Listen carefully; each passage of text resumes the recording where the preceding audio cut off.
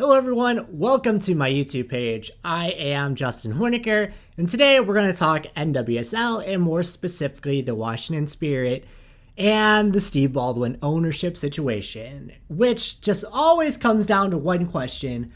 Why won't Steve Baldwin sell the team? Hashtag sell the team, Steve, has been the Washington Spirit fan motto, even during their historic playoff win that had Trinity Rodman putting the entire world on her back and picking up a ship. That being said, let's talk about Steve Baldwin. Let's talk about his ownership dilemma right now. Michele Kang has upped her offer to a league record $35 million, reported by Meg Linehan. And however, Baldwin has given exclusive negotiations elsewhere, still will not consider Michele Kang's offer, which will go a little bit more into the story, but on face value makes no logical sense whatsoever. So it's kind of bittersweet that the reward at the end of this long road is a championship for the players, for everything they have been through, for everything they've had to band together to accomplish, while simultaneously platforming an owner who, at best, turned a blind eye to abuse, and at worst, actively insulated their abusers and actually put in place the environment that would lead to this wide level of abuse. In the midst of the continued league-wide reckoning, minority owner Michele Kang stepped up with continuously increasing offers to buy Steve Baldwin's share of the team. Kang, who bought into the ownership group in late 2020, had also received high praise from Baldwin in the past. When Kang came into the ownership group, of course, Kang had to be vetted. And Baldwin said this about her: Michele is a brilliant visionary executive, brings her incredible talent and expertise to our club. Tom Dosh introduced us following the 2019 World Cup. We immediately started working together to make this happen. Michele will make a tremendous impact for our players and our community, and I could not be happier to have her join our club. A tremendous impact. Talk about an understatement, Steve. And the praise of Kang doesn't just stop at Baldwin. Former captain Andy Sullivan sat down with Kang and Baldwin during this time and came away from that dinner that they had all together as a group quite impressed with Kang's story, with Kang's upbringing. And she said, "We see Michele joining us at the next step in our evolution to being the best club in the world. My teammates and I are excited about this opportunity to work with her. She is inspiring." So, all this to say, Kang's presence within the Spirit hierarchy, within the Spirit leadership group, has always been well received. So why won't Baldwin offload his shares onto someone who desperately wants to buy in? The only answer that makes sense is Steve Baldwin's ego is getting in the way. This has never been a negotiation that makes sense. Michele keeps upping her offer to over what it's being valued at, and Steve still wants no.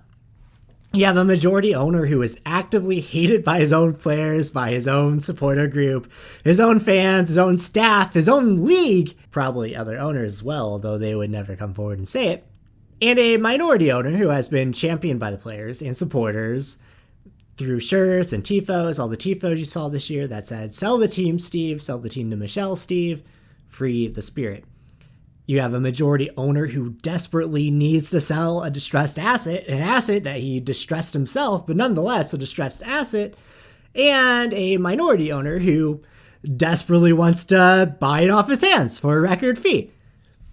It's just mind-boggling. As the players said in October in their letter to Steve, "You've always said you intended to hand the team over to female ownership. That moment is now." And Steve Baldwin, if I'll post some links down below for all my resources that I use for this story, Steve Baldwin made a lot of promises when he bought into the ownership group. Those promises, some would come to bear in ways that he maybe not would want them to bear, and some he just fell flat in his face for. And, you could say he had the best of intentions when he bought, but clearly either through who he is as a person or just through his business practices did not accomplish them. There was a reported preliminary agreement in August that even led to a public statement from Kang, who was anxious to move the Spirit past that culture of fear and abuse cultivated under former coach Richie Burke, who was, of course, sought after by Steve Baldwin. And Kang said in her statement, "Over the past few months, I've worked hard to convince my co-owners that fundamental changes were needed to provide a safe and professional workplace to our players and staff. Instead of working together and doing what's right for the Spirit, club leadership inaccurately portrayed the problem as a power struggle, covering up the very troubling state of the club." Kang said this in kind of a 4-page letter that she put out through Pablo Maurer, which I'll link that tweet down below as well because Pablo does awesome work. Kang had been a sympathetic ear over the summer to the players, to the victims, listening to stories from players and their outlining of this toxic culture that just permeated the entire Spirit organization from what we can tell. Standing up for the players who had felt abandoned by Baldwin, and she told them she would not let their stories be forgotten.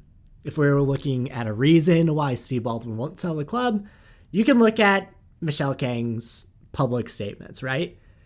Michele says all the right things, does all the right things, is by all accounts a great person.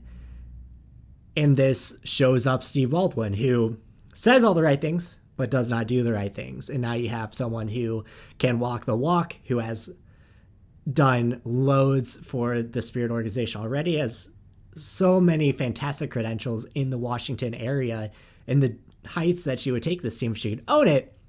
That's why Steve Baldwin won't sell. His ego just won't allow him to. He's failed on the goals that he provided for the Spirit.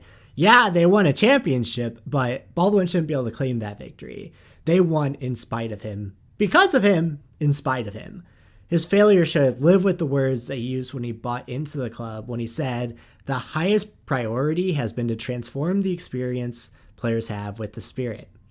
We want the Spirit to be the most favored destination in the league." He did have something to do with the experience. You got to give him that. But it turned into a place that players didn't want to go and play. You see that with Chicago this past year and the reckoning that's still to happen there.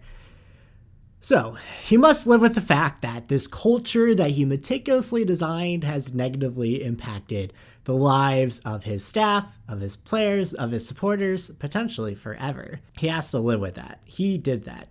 He has left a measurable mark on these people's lives, and not in a good way. At the end of the day, we should maybe be happy that Steve Baldwin is going to sell if he sells to a different group that isn't Michele Kang. However, you can't help but feel that this will just be a huge missed opportunity for the Washington Spirit as an organization and for the NWSL as a whole. Obviously, NWSL misses opportunities left and right. No league loves to shoot themselves in the foot as much as NWSL does. It seems like they can't see the forest through the trees. All right, everyone. Thank you so much for tuning in, for watching this video with me. If you liked it, if you like what I have to say, if you like what I report, give me a thumbs up. Leave a comment down below of why you think Steve won't sell the team, how much of a douchebag you think Steve Baldwin is, whatever you want. And we'll talk again pretty soon.